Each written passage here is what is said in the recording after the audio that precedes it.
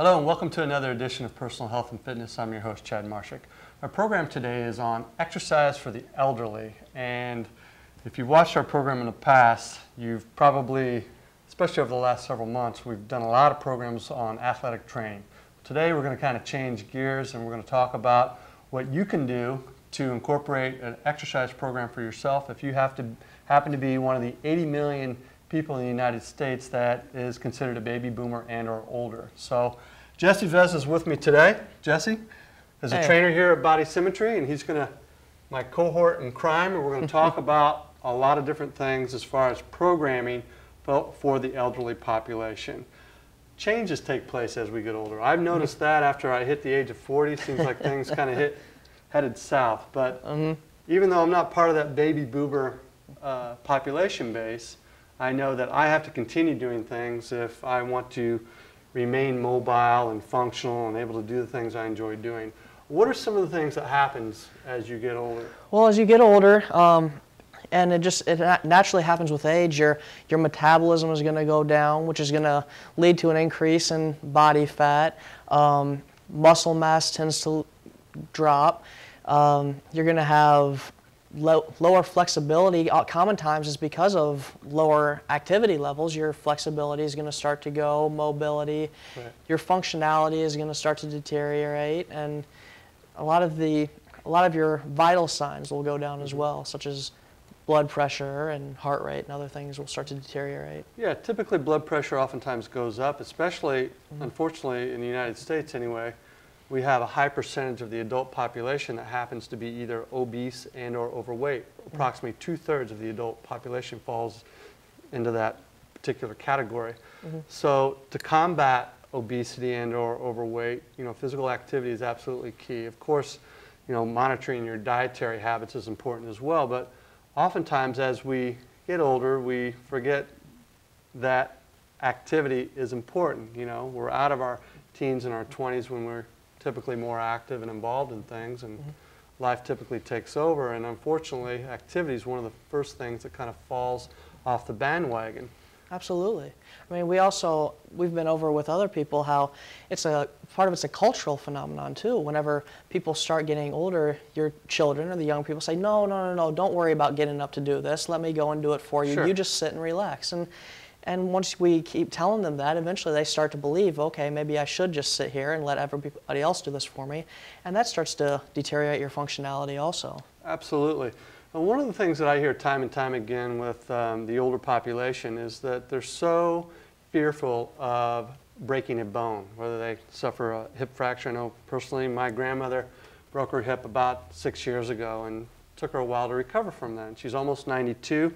But she's really fought hard from a mobility standpoint, a functional standpoint, to regain a lot of that which she actually lost after her fracture, to kind of get back to where she was.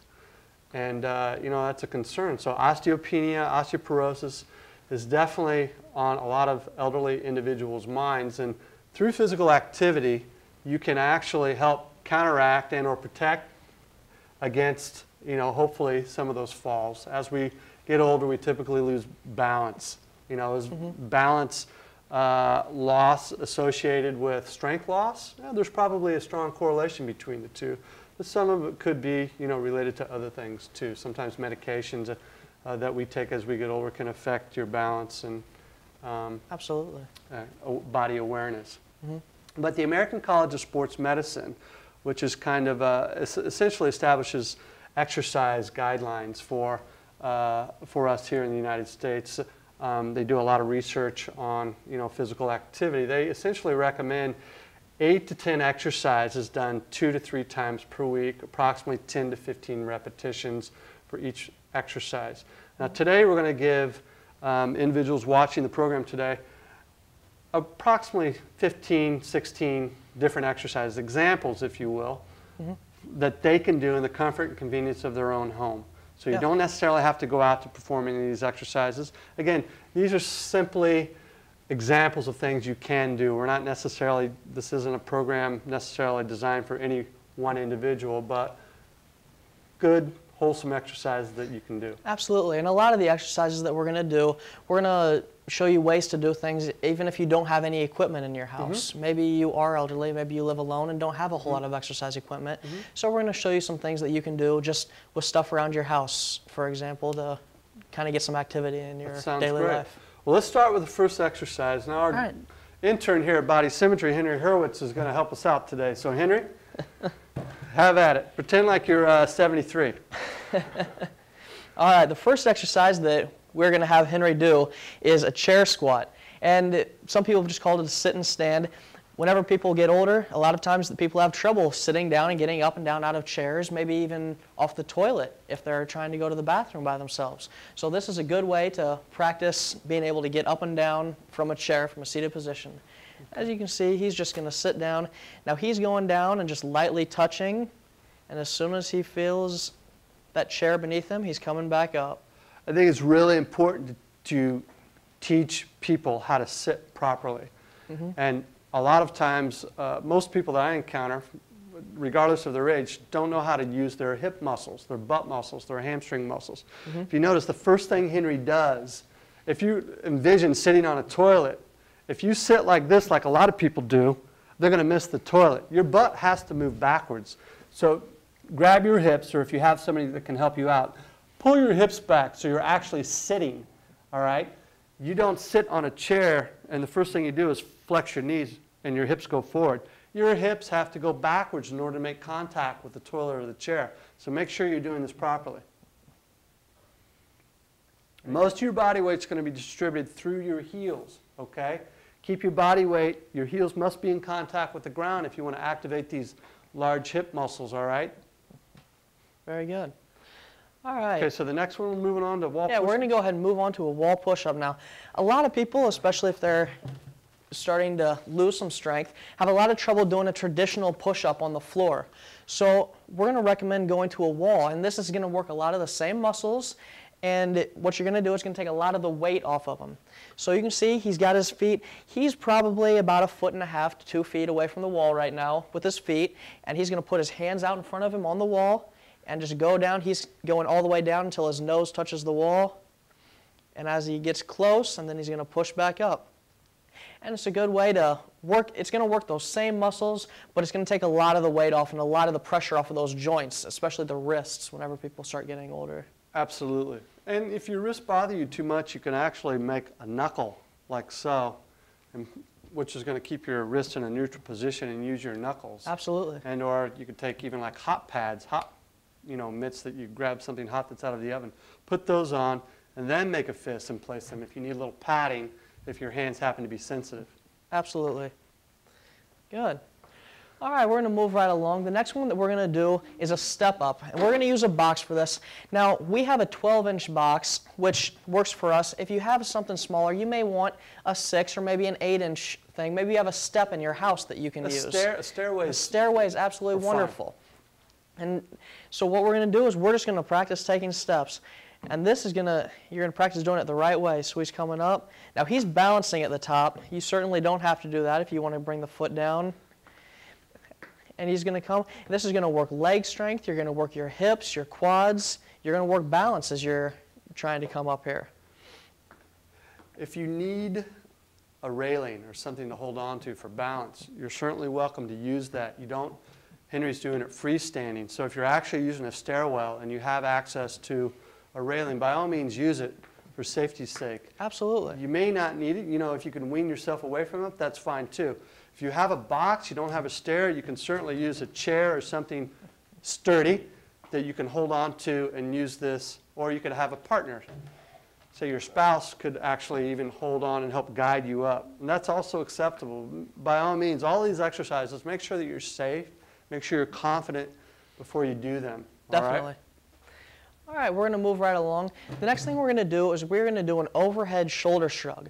A lot of times, whenever people start losing mobility and start losing flexibility, one of the first things to go is their ability to reach overhead. The muscles, your lats, and some other muscles really start to tighten up and lock up, and it's hard for people to reach up and actually go overhead. Right. So we're going to work on an exercise here to help mobilize the scapula. Turn around, Henry. And really do this. So he's not even going to use any weight here. As you can see, he's just going to raise his shoulders up and down. So his arms are staying straight. He's not necessarily extending his elbows any. He's just raising the shoulders up and down. Your shoulder girdle is just going up and down. And what happens is your scapula here has to get this nice in-range reach, has to come up to lift the humerus, this part of your arm, up. So this is important to have good upward mobility in your shoulder girdle region. It'll help you to reach if you have to grab something out of a cabinet. Absolutely. All right. We're going to go ahead and move on. The next one that we're going to do is we are just going to do a single leg balance. And this is a great one you can do as a timed exercise. Now we're going to go ahead and show that you can go ahead and put your hand on a chair, maybe the back of a chair or a wall if you need it. But he's going to come up and he's going to just balance on one foot. And you maybe start by setting a goal of 15 seconds and see if you can try and do that for 15 seconds. Right. And if that's easy, maybe go up, try 30, and just see how long you can kind of stand on one foot and hold yourself. Yeah, wean yourself away from the chair if you can. Absolutely. Foot position is also critical. Make sure that when you set up for this exercise that your foot is pointed straight ahead. All right? A lot of people, when they walk, their feet are pointed out or pointed in, typically pointed out. Make sure that you line that foot up so your foot is pointed straight ahead. And that's going to help strengthen the muscles in a better way. Definitely. So that's good. All right. We're going to go on now. Now we're going to get into more of a traditional exercise. We're going to do a bicep curl. Okay. Now, for a bicep curl, we're going to go ahead and demonstrate it a couple of different ways. We're going to have Henry grab some light dumbbells here for the first one. And we'll show him seated for the first time. Now, you're more than welcome to sit down. You can sit down in a chair. You can lean back if you want, but you'd probably be better off if you can try and sit up tall. So you're holding your core in while you're doing this, and you're going to let your arms hang to the side, and you're just going to curl up. Nice light dumbbells, and notice he's keeping his elbows in. He's just using his biceps. His shoulders are back, and going through nice full range of motion. It's good. And we're going to show a different version. If you're so lucky to have a piece of tubing in your house, you can try these standing, maybe with a piece of tubing. So he's going to stand. He's putting both feet. You can do both feet, or you can put one foot on the tubing, however it works. And he's going to do the same thing, but now he's standing and a full range of motion all the way down and bringing it up as far as he can. Now, if you don't have any of these, maybe grab some soup cans. You can hold a couple of cans of soup. It's going to get you a little bit of resistance. You're going to get through that range of motion, and it's really going to help with your mobility.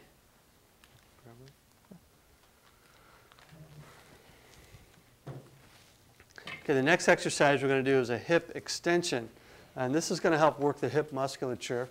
All right? The butt muscles tend to diminish as we get older, so it's important to have to strengthen those muscles to help ensure better balance and better stability, and to help aid you when you actually have to climb steps and or sit down and or stand up.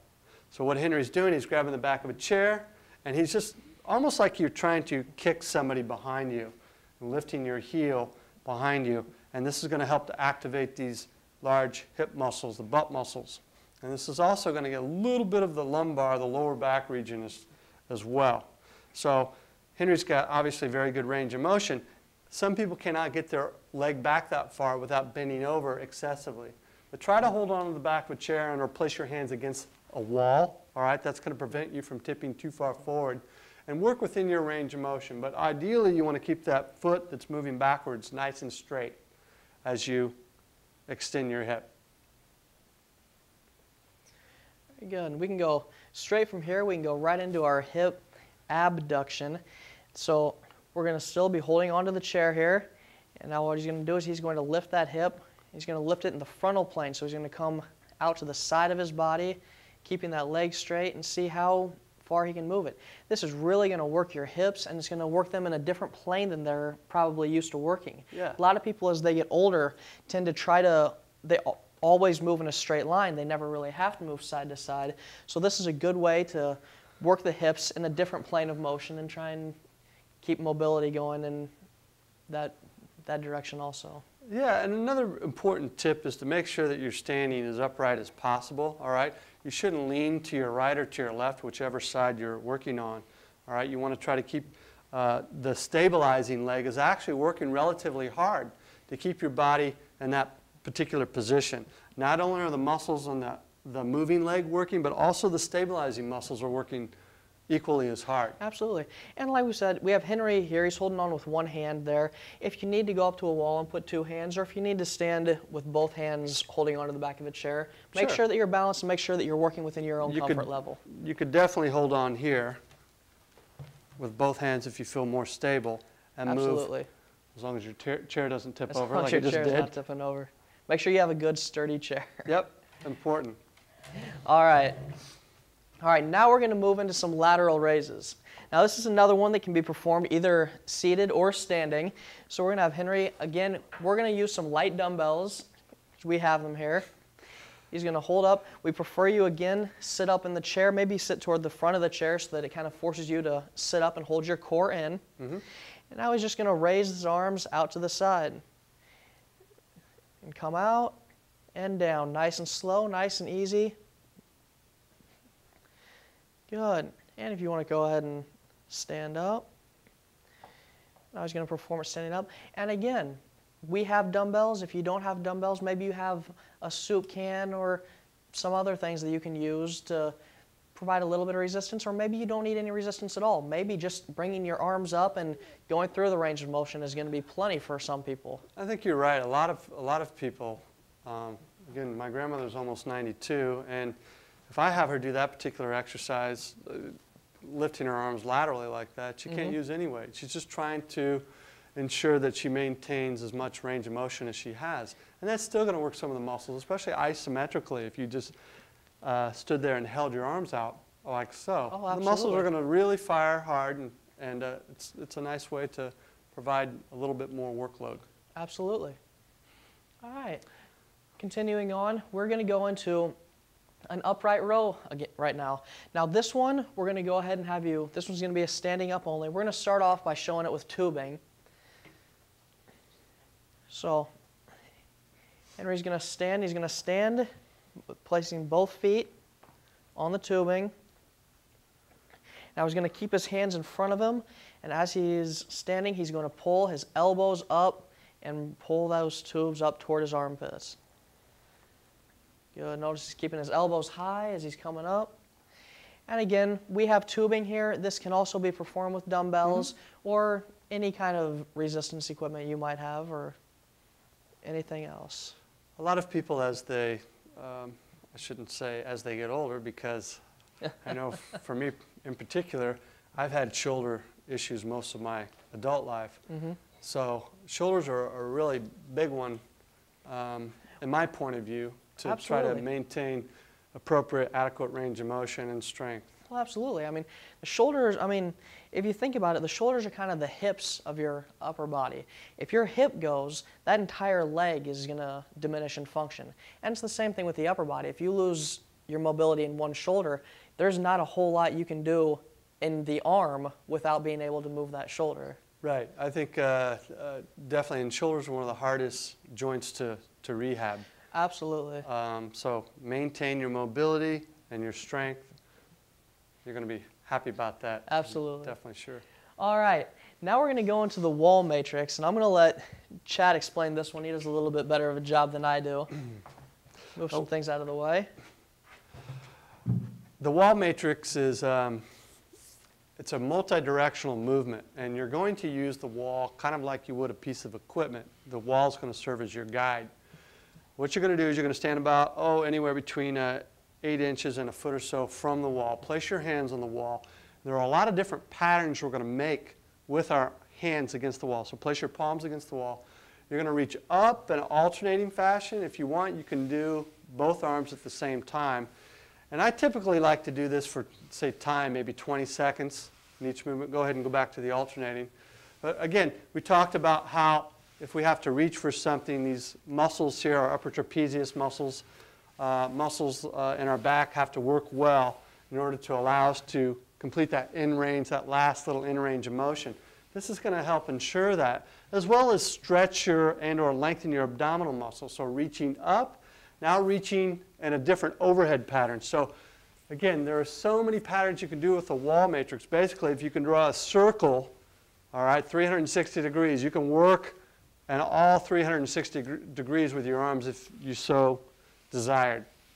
But on this one, Henry's just simply kind of reaching up and over his head. So this, again, is going to train his upper body to move laterally so he gets nice trunk flexion. You're getting a little bit of transverse as you're going in there, Definitely too. some transverse plane stuff, so nice rotation through his spine. It's a great way to loosen up the upper body. Now go ahead and do the pattern where you're reaching through, Henry. So on this one here, Henry's kind of reaching through. You can see where he has one hand on the wall, reaching through and turning his shoulders with the other wall, which is going to allow his middle back. So many people, so many elderly individuals have problems with mobility in their middle back. I know my grandmother's always saying, I'm so tight in my middle back. All right, Grandma, let's do some of these exercises here. She gets nice and loose through her thoracic spine, gets a little bit more cervical rotation. Her neck feels a lot better.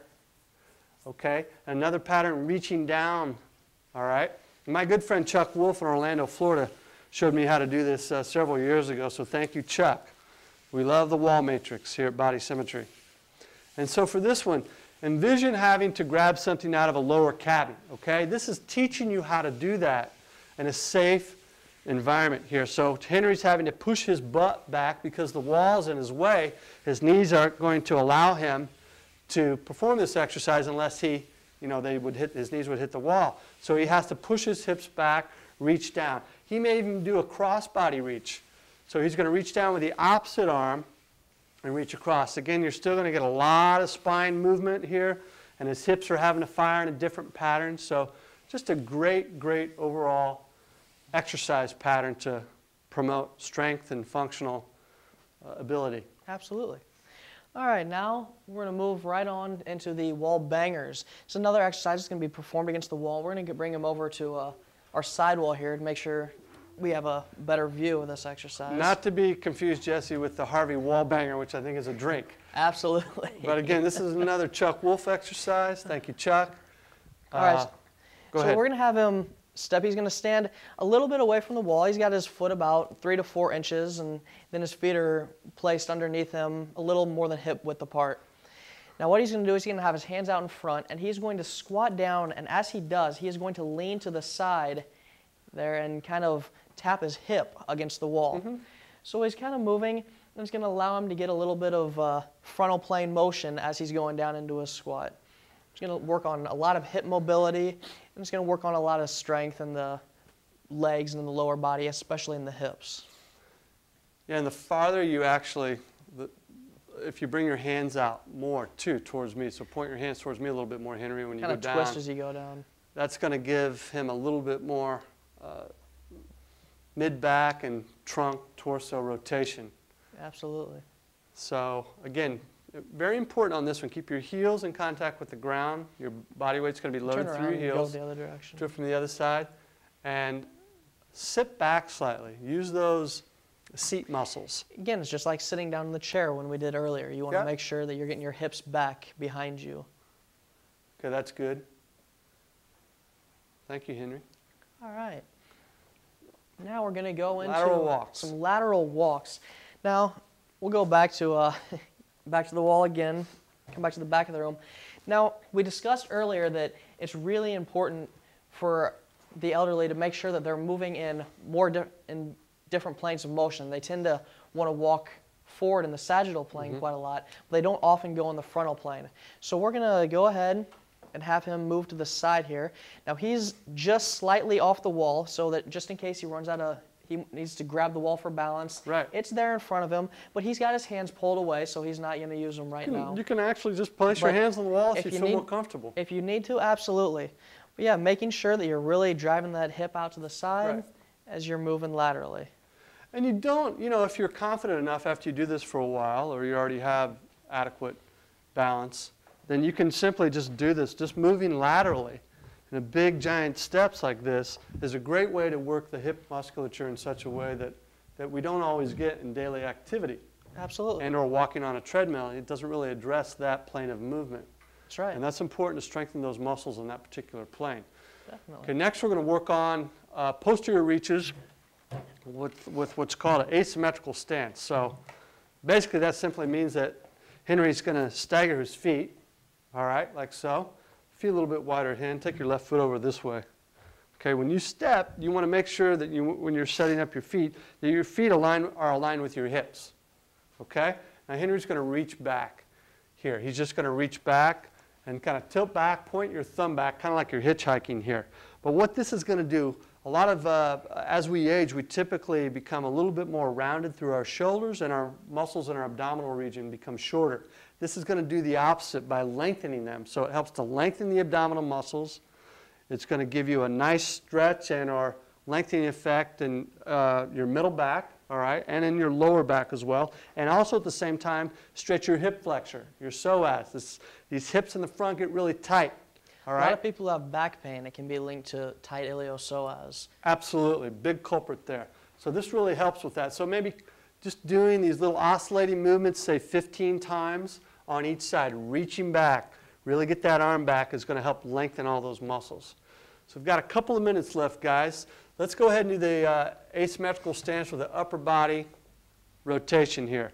So on this next one here, Henry's going to set up with his feet, again, in the same position, asymmetrically positioned, and he's going to move his arms, actually, Henry, to your right. So move your arms over the forward leg, all right, looking straight ahead, and then bring them back. And I like to get people kind of going here. So you can kind of drive that middle back, your scapula into your middle back. Keep your right elbow fairly straight, Henry. So really kind of get here and then get back. Get here and get back. All right? If you need someone to kind of support you because you have a balance issue, you can certainly have someone hold on to you. Or what you can do is you can place your hand on one side, left hand here, hand. Okay? And then just take your right arm up and then just reach. Okay? That's okay too. Ideally, we want both hands in front of you. But if you can't do that or you don't feel safe, you can do it that way. It's important to note that he's making sure to keep his head facing straight ahead the whole time as he's doing this. It's going to allow your cervical spine to get a little more rotation and get a little more mobility through the cervical spine as well as through the thoracic. That's really important to make sure you keep your head straight when you're doing that exercise and you're looking straight ahead, because this is a good way to, again, get that nice cervical mobility from the bottom up, not from the top down. This is top down movement. This is bottom up movement of your neck. Your neck is still, you still have cervical rotation here. It's just your bottom half of your body is moving beneath your head. Absolutely. So, guys, we're about out of time. Henry, you're awesome. You make a great 87-year-old, even though you're 23. Jesse, I appreciate you helping out today. I appreciate you having me. All right. Again, if you have questions about what we do here at Body Symmetry, feel free to call anytime. Again, the program today was Exercise for the Elderly. Hopefully you learned something. Thanks again for watching. Until next time, I'm your host, Chad Marshak. Hey, Quinn and Riley.